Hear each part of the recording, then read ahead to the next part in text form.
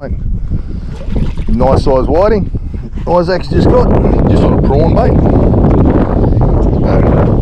That's not a bad eating size whiting for North Queensland anyway. Good on you, mate, he's taking that well down. Good luck getting that out. So Isaac's just got a nice little flathead.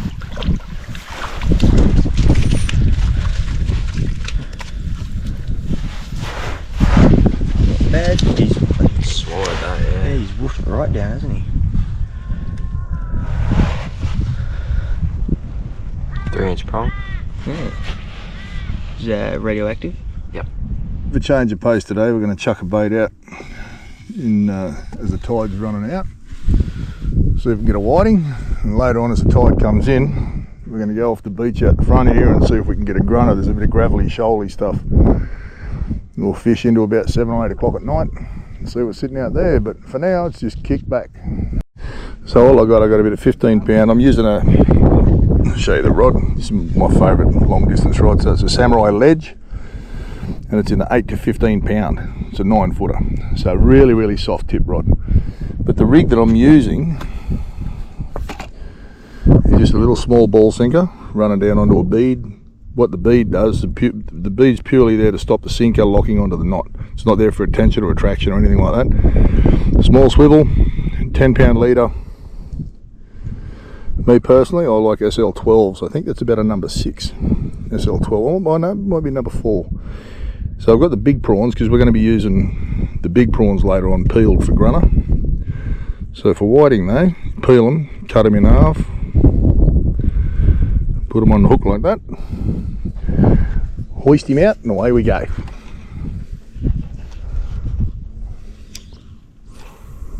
Obviously, if you watch the channel a bit, you'd know that we don't talk about places, like as far as we don't want to target everyone in the one location. So any of these creek mouths that have got this sandy sort of texture to them is great whiting stuff. So all we do is just cast it out, just wind up so we've got a little bit of contact with it, and then real slowly wind it with the current. Once it's settled, you just let it sit for a little while. If you haven't had a bite in a couple of minutes, just wind it again. I don't know, just keep it moving. I just missed a really nice bite there a minute ago too, so should be a few poking around. So we haven't had a bite for a little while, so just going to move it on the bottom and see if we can get their attention. And let it sit again. These nice soft tip rods, they usually hook themselves on these sorts of rods. The other things that you'll catch doing this sort of stuff is brim and long toms and stuff like that. Them long toms, you've got to be careful unhooking them, but they get a bit snappy. But you'll get flattered and all that sort of thing as well. You're pulling a bit of drag on you, mate. It's a massive good one. Holy. That's a good whiting, this one.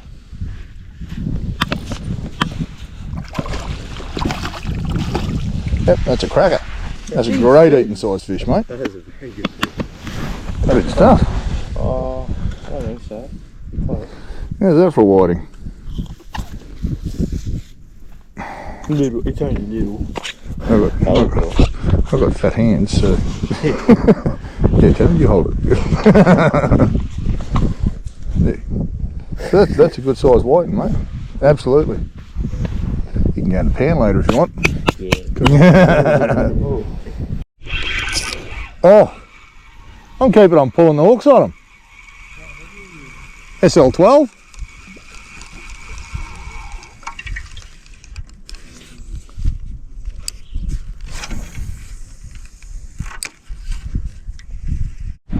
Pack them on ice.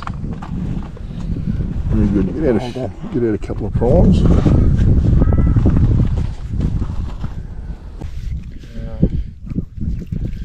This is a common bycatch when you're doing this sort of stuff, spiky little flathead. He's got that bait well down. That's the problem when flathead take whiting baits. So they take them quite often take them well down.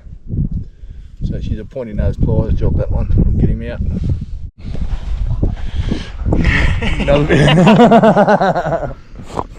Another big winter whiting. These are cracking size whiting. They're beautiful eating size whiting, these things.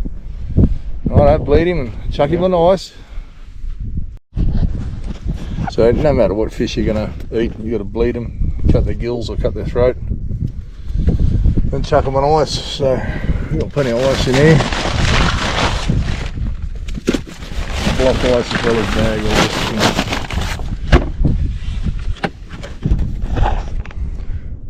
Boys are just going to go for a walk. It's exactly what boys should be doing. Walking out, having a look, investigating, exploring, all that sort of stuff. They're going to walk right out to the creek mouth there and see if there's any barrows sitting around them snags out there.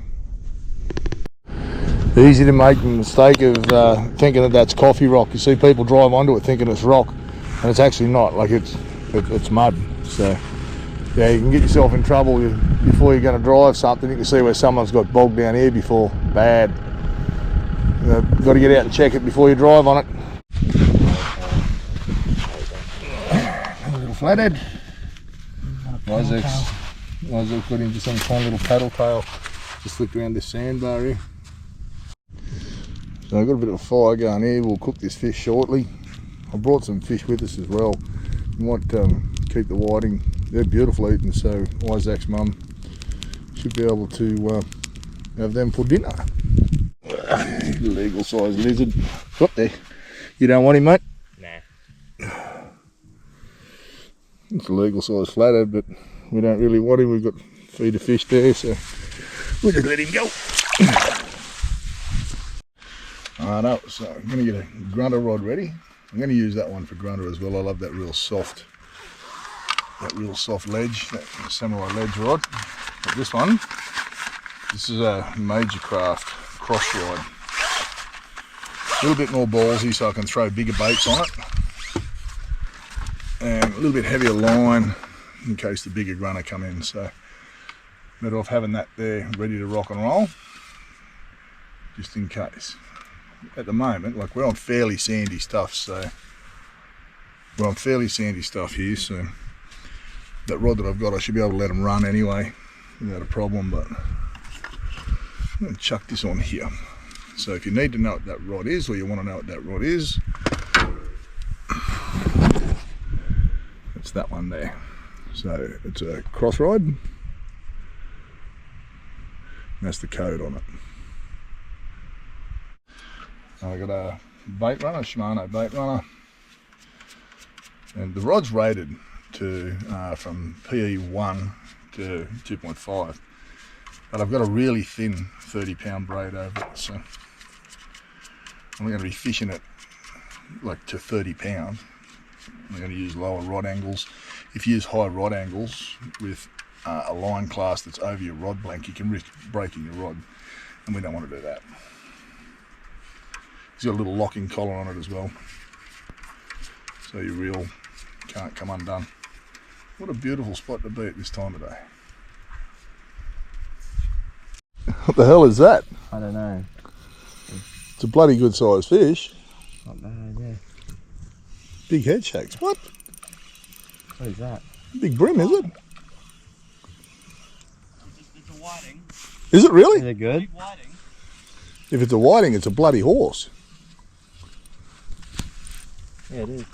Huh. God. That's a cracker, mate. I didn't think they were going to get any bigger. This is what we've been waiting for. We've been waiting for this push in tide. He's fat as mud too. Look at that. God. Your mum's going to be very happy with you. Alright, cook a bit of this fish up.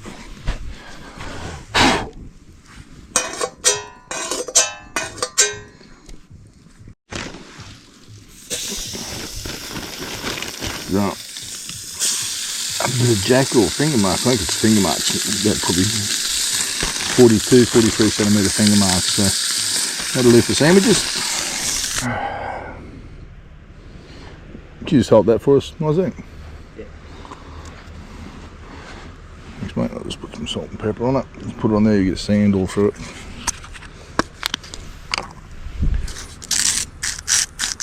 Want some on yours? Oh, no. No, all good. Bit of pepper.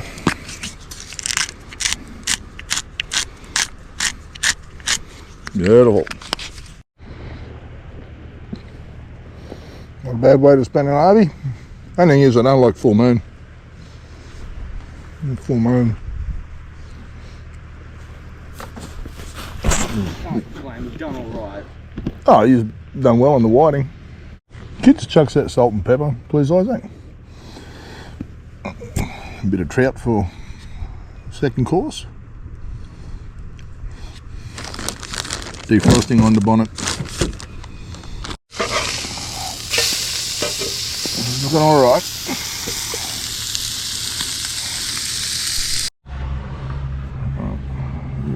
Yours.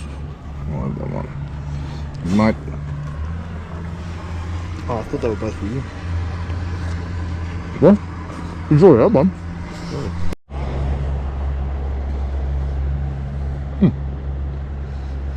A trout sandwich on the beach.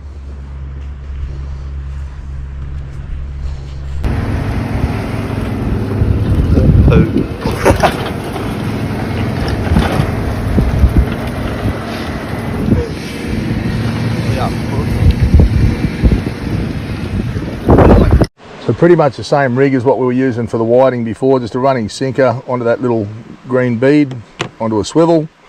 Then I've got 35 pound Dangan, oh no it's not, it's atomic, what's it called, atomic lines, fluorocarbon.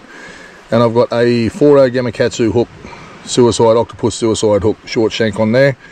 I'm going to peel a prawn, one of these things, I'm going to chuck that on there and sit him out. So that's all we got to do basically, is just pull the shell off, bit by bit.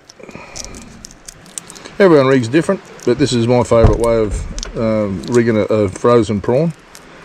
These bigger ones for grunter. Peel him off. I like to leave the legs and that hanging on the front there, just to give it a bit more stuff for them to chew at. Put her in there, thread her right down, and you're pretty ready to go there. Yeah. Oh, and yours too. Wait for him to run with it.